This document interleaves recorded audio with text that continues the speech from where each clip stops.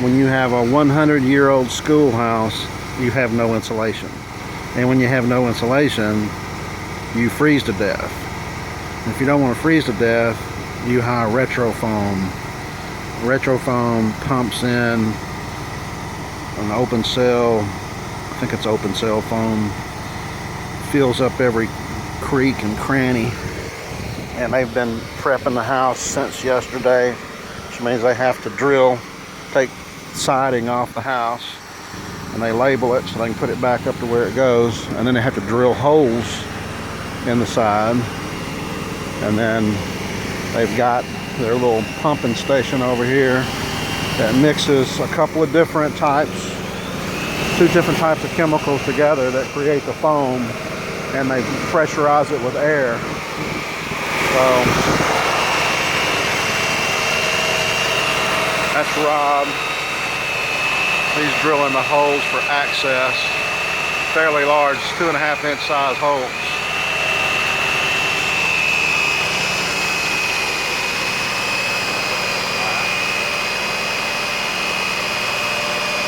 Hopefully when we get done, it's going to cut my heating bill dramatically.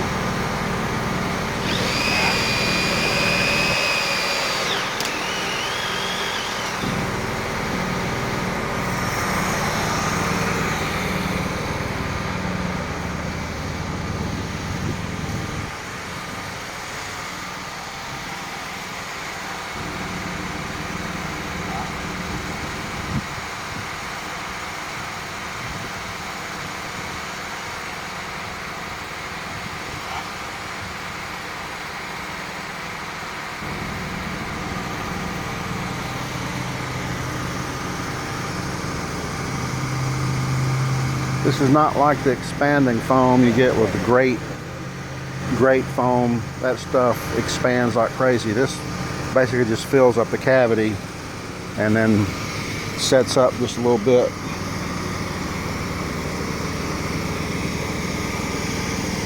So there you go. There's a peek at an opportunity for us not to freeze to death.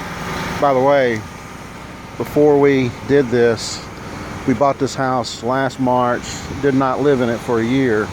But during that year, we did a lot of work to it. During the winter time, I had a floor guy came in, and he said, look, I need to have this temperature set at even temperature. It's got to be up, around 70 degrees. So I set the thermostat to 68. We did not have the hot water heater on. The breaker was thrown on it, so there was no hot water, dishwater, baths, showers, any of that stuff, wash machine, etc. Strictly heating and air running with nobody there.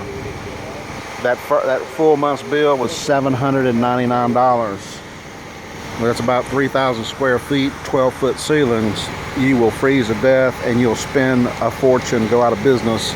So this is what we're doing to counteract that. Hopefully it'll bring that bill back down into about the $300 range. Anyway, that's what we're dealing with.